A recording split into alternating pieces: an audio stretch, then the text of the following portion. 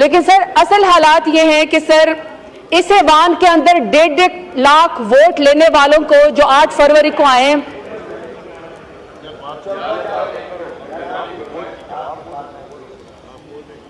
कि सर 1.5 लाख लोग वोट लेकर आए हैं इस ऐवान में, सर उनको अबडक्ट भी किया जा रहा है, उनको टॉर्चर भी किया जा रहा है, उनकी वफादारी बदलने की कोशिश भी की जा रही है, उनकी फैमिलीज को भी टॉर्चर किया जा रहा है।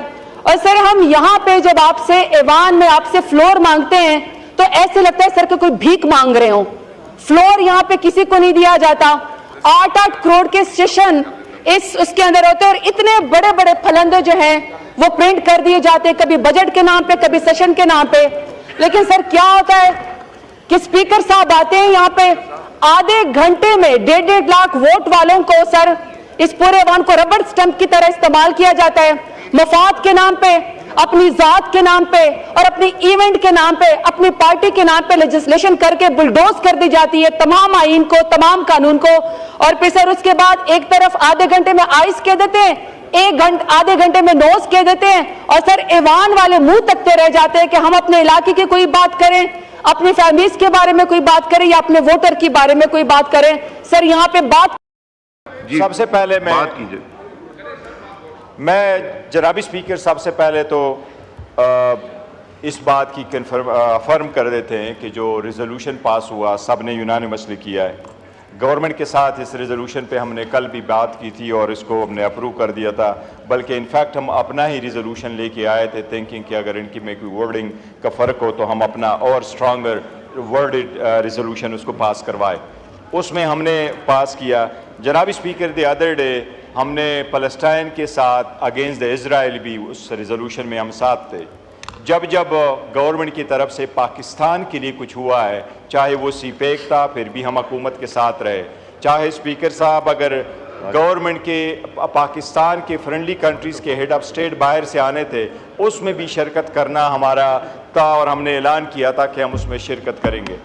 जनाबी डिप्टी स्पीकर साहब, मैं ये अर्ज़ करूँ सबसे पहले जो पॉइंट ऑफ ऑर्डर थे, जिस तरीके से कानून साजी हो रही है इस पार्लियामान को नहीं, पार्लियामान सुप्रीम है और हम चाहते हैं कि सुप्रीम हो, बावजूद इसके कि इसमें बैठे हुए लोगों पे स्ट्रांग रिजर्वेशन है हमारी, लेकिन इस हुकूमत की एक शेवा रहा है, ये 9वीं लेजिस्लेशन हो रही है इस पार्लियामेंट में, 8वां सेशन है, इसमें ये 9वीं लेजिस्लेशन हो रही है। ईच एंड एवरी टाइम जब लेजिस्लेशन होती हैं तो आप रूल को सस्पेंड करवाते हैं, आप वन गो में सारी की सारी रिपोर्टें रखवाते हैं, वन गो में पूरा बुल रखवाते हैं और उस पर कभी भी कोई डिस्कशन हुए बगैर आप उसको पास करवा देते हैं। ये इस हुकूमत के मेंबरान से भी पूछे, इनके मेंबरान को भी नहीं पता होता कि ये कौन सी लेजिस्लेशन हो रही है। जनाबी स्पीकर, ये जो लेजिस्लेशन हो रही है ये न सिर्फ रूल्स के ख़िलाफ़ है और न सिर्फ ये कानून के ख़िलाफ़ है, बल्कि ये सरीहन आईन के ख़िलाफ़ कानून साजी हो रही है। सबसे पहली बात तो ये कि ये सारी की सारी कोशिश सिर्फ यही है, जिस तरीके से फॉर्म 47 को चेंज करके इन्होंने अपनी हुकूमत बना ली है, इसी तरीके से इस मरतबा ये कोशिश कर रहे हैं कि रिज़र्व सीट्स वमेन की और माइनॉरिटी के सीट इनको ले लें। जनाबी स्पीकर 78 सीटें थी हमारी, 78 सीट में 67 सीटें हैं वमेन की और उसमें है 11 सीट्स माइनॉरिटी की। जनाब डिप्टी स्पीकर साहब, उसके लिए हमने 4 एप्लीकेशनें इलेक्शन कमीशन में भिजवाई थी। कानून के मुताबिक हुआ ये था कि जिस वक्त नॉमिनेशन पेपर हमने फाइल किए वो नॉमिनेशन पेपर के साथ फॉर्म 33 आया। फॉर्म 33 में लिखा हुआ था कि ये सारे कैंडिडेट पाकिस्तान तहरीक इंसाफ के थे, वो सुप्रीम कोर्ट के रिकॉर्ड में मौजूद है। वो जिस वक्त हमने सारे के सारे कैंडिडेट ने अनाउंस किया, नॉमिनेशन पेपर फाइल कर लिए, डिप्टी स्पीकर साहब, उसके बाद एक साजिश के तहत पाकिस्तान तहरीक इंसाफ से निशान लिया गया और सारे कैंडिडेट को आज़ाद निशानात अलाट किए गए।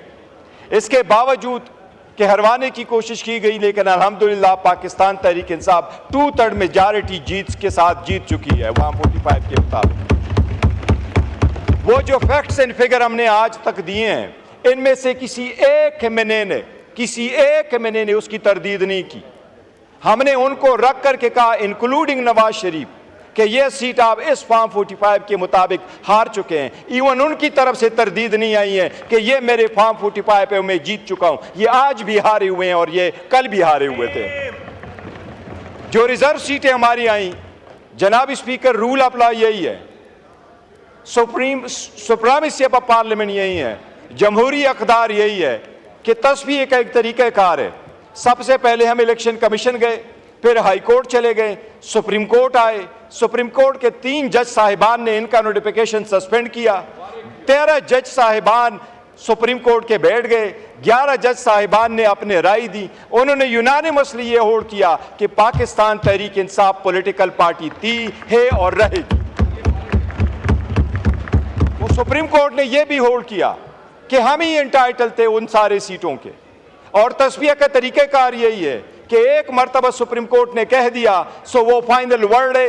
ये पार्लियामान सुप्रीम जरूर है, लेकिन कॉन्स्टिट्यूशन की इंटरप्रिटेशन करना सुप्रीम कोर्ट का दायरे इख्तियार है। अगर सुप्रीम कोर्ट ने आईन का इंटरप्रिटेशन कर लिया, वो फाइनल वर्ड है। ये पार्लियामान उस इंटरप्रिटेशन को सेट असाइड नहीं कर सकती। कानून साजी आप कर सकते हैं। इसमें जनाब स्पीकर एक नया कानून साजी करके इलीगल अनकॉन्स्टिट्यूशनल जो हम फ्लोर पे ऐलान करते हैं, इंशाअल्लाह ताला ये हम चैलेंज करेंगे और ये चैलेंज इंशाअल्लाह सुप्रीम कोर्ट से डिसाइड करेगी। आपने हमसे निशान लिया सोचते हुए कि लोग भूल जाएंगे। लोग इमरान अहमद खान नियाजी का नजरिया नहीं भूले, वो लोगों में शरीयत कर बैठा है। कल आपने हवाम की जमे गफीर देख लिया है और ये हुकूमत के लिए निशान अबरत बनेगा। ये अगर चाहिए तो इनको चाहिए बेहतर है शहबाज शरीफ आज से फोन कर ले हसीना वाजिद को, तरीका सुन ले, फोन करके रास्ता पूछ ले जाना फिर किस तरीके से। अवाम के हकूक पे डाका डालने वालों का यही हक होता है।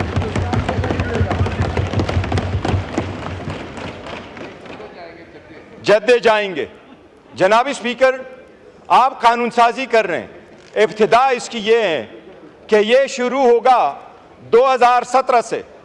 इसको आप रेट्रोस्पेक्टिव देते हैं, रेट्रोस्पेक्टिव इफेक्ट आप देते हैं कि ये इम्पैक्ट होगा 2017 से, और आप सुप्रीम कोर्ट की जजमेंट और डिक्री को सेट असाइड करने की कोशिश कर रहे हैं इस ऑर्डर के थ्रू।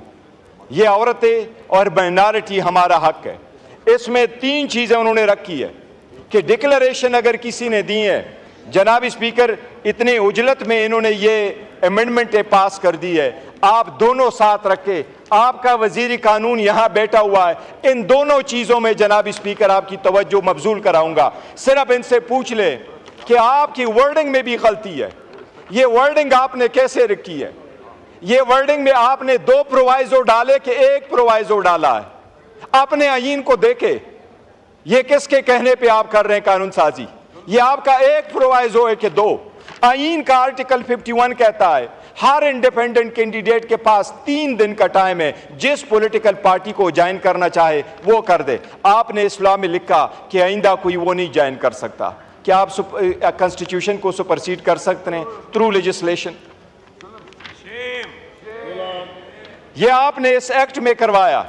आप इस एक्ट में ये करवा रहे हैं। आपने अमेंडमेंट ये करवाई, फिर दूसरी अमेंडमेंट ये करवा रहे हैं। इरिवर्सिबल लिखा हुआ था पहले, अभी आपने इसमें रखा इरिवर्स भी रखा कि नॉट बी सब्स्टिट्यूटेड और विड्रॉन। आपने काश सुप्रीम कोर्ट की जजमेंट का ऑर्डर पढ़ चुके होते तो कभी यह लेजिस्लेशन ना करते। उन्होंने 2 अलग अलग लॉ डिक्लेयर किए थे। एक लॉ डिक्लेयर किया पॉलिटिकल पार्टीज का और दूसरा डिक्लेयर किया कैंडिडेट्स का। उनका आर्टिकल 17 है, वो जिस पार्टी को ज्वाइन करना चाहे उनका राइट है, उस पर कहाँ की कतगन आप लगा सकते हैं। ये सारी गैर आईनी और गैर कानूनी और रूल्स के अगेंस्ट लेजिस्लेशन है, हम इसकी मजम्मत करते हैं। जनाब स्पीकर, आपकी आईनी जिम्मेदारी है, आप कानून साजी की इजाज़त देते हैं।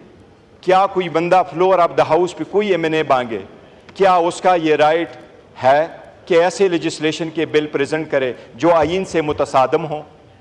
क्या एक दिन में आपने इसको पार्लिमानी पार्ट कमेटी में भेजा? क्या ये बिल आपने लॉ एंड जस्टिस कमेटी को भेजा है? आपने लॉ एंड जस्टिस कमेटी को नहीं भेजा। आपने इतनी उजलत किस बात की है? आपने वो अमेंडमेंट यहां से शेयर की। आप हम तो अपोजिशन है, हमें तो आप टाइम ही नहीं देते। लेकिन इनसे पूछे, इनके किसी एमपीए से, अभी एमएनए से आज पूछ ले, उनको कहो उसमें क्या मौजूद था, ये नावाके पे इनको भी नहीं पता।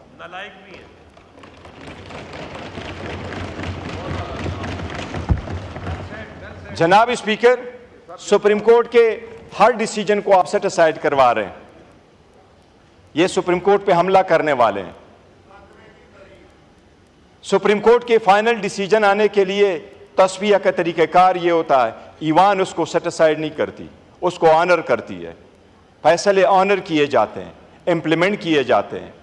एक फाइनल वर्ड होता है जिस पे लोग लब्बैक कह के कहते हैं कि अब तस्वीर हल हो गया, वो जिसके फेवर में हो। हम इसकी बहुत शदीद मजम्मत करते हैं, ऐलान करते हैं कि इसको हम सुप्रीम कोर्ट में चैलेंज करेंगे। जनाब स्पीकर, आपके नोटिस में एक चीज़ दोबारा गोश गुजार कराऊँ।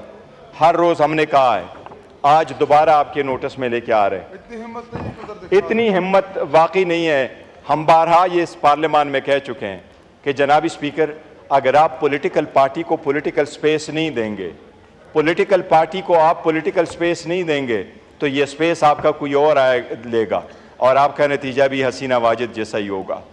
जनाब स्पीकर, इस पे मैंने वज़ीर आज़म की तवज्जो मबजूल करवा ली थी। वज़ीर आज़म ने यहाँ अंडरटेकिंग का कहा था और साथ ही ये कह दिया था वज़ीर आज़म साहब ने कि मैं उसको स्पीकर साहब के सामने लेके आऊँगा, इनफोर्स डिसअपीयरेंसेस। जनाब स्पीकर साहब, आपसे हमारी ये तवक्को है, आप कस्टोडियन ऑफ द हाउस है, आप चेयर हैं, हम हमेशा आपका रिगार्ड करते हैं, आपको ज़्यादा प्रोटेक्ट और डिफेंड करने की कोशिश करते हैं। हम आपसे मुतालबा करते हैं कि जितने भी हमारे इन्फोर्स डिसअपीयरेंस है इस पार्लियामान में, हमारे कल एक भाई की शहादत की डेथ हुई है, मुमताज़ मुस्तफ़ा साहब, इस पूरे हाउस को हमेशा से ये दुख रहेगा, वो अपने घर में नहीं मर सका, वो घर जाना चाह रहा था लेकिन इस बर्बरियत की वजह से घर नहीं जा सका। आपको आवाज़ देना होगा। आपके नोटिस में हम लेके आए थे, आपने गाउन पहना हुआ है, इस ईवान में गाउन पहने के वक्त आपने इस ईवान पे इस आईन का हलफ उठाया था। हम हमेशा आपको हलफ याद कराते हैं जनाब स्पीकर, आपको हलफ याद कराते हैं। ये हलफ हम आपको याद कराते हैं जनाब स्पीकर। आप हमारे इतनी स्पीकर है जितना इनके स्पीकर है, आप यूनाइटेड स्पीकर हैं। हम आपको ये हलफ याद कराते हैं, हमारे मेंबर की डेथ यहां क्यों हुई, वो अपने घर क्यों नहीं जा सका। अरेस्ट, सिर्फ अरेस्ट नहीं, उनको डिसअपीयरेंसेस की। जनाब स्पीकर, हम आपसे मुतालबा करते हैं, काइंडली इस रूल्स के मुताबिक, इन रूल्स के मुताबिक आप पार्लियामेंट स्पेशल कमेटी बना लें कि वो कमेटी एक्सक्लूसिवली हमारे पार्लियामेंटेरियन के साथ जो ज़्यादतियाँ हुई हैं और जो डिसअपीयर हुए हैं उनको एक्सक्लूसिवली वो कमेटी देख लें। हम आपसे मुतालबा करते हैं, स्पेशल पार्लियामेंट्री पार्टी बनाना रूल्स में आपका इख्तियार है। ये रूल्स में लिखा हुआ है जनाब स्पीकर, रूल 186 में लिखा हुआ है। जनाब स्पीकर, हम आपसे पुरजोर मुतालबा करते हैं अपोजिशन कि आप ये स्पेशल कमेटी बना लें। स्पेशल कमेटी बना करके उसमें सिर्फ पार्लियामेंटेरियन के इनफोर्स डिसअपीयरेंस के केसेस भेजे। कल हाई कोर्ट में जो मैंने स्टेटमेंट यहाँ वजीर आजम को खिताब में जो मैंने कहा था, कल हाई कोर्ट के जज ने वो पूरा ट्रांसक्रिप्ट पढ़ा है। हाई कोर्ट के जज ने वो पूरा ट्रांसक्रिप्ट इनके प्रोसिक्यूशन को भी पुट किया। जनाब स्पीकर, हम मुतालबा करते हैं ये कमेटी आप बना ले ताकि इस लॉन्ग स्टैंडिंग इशू को एड्रेस किया जा सके। शुक्रिया जनाब स्पीकर।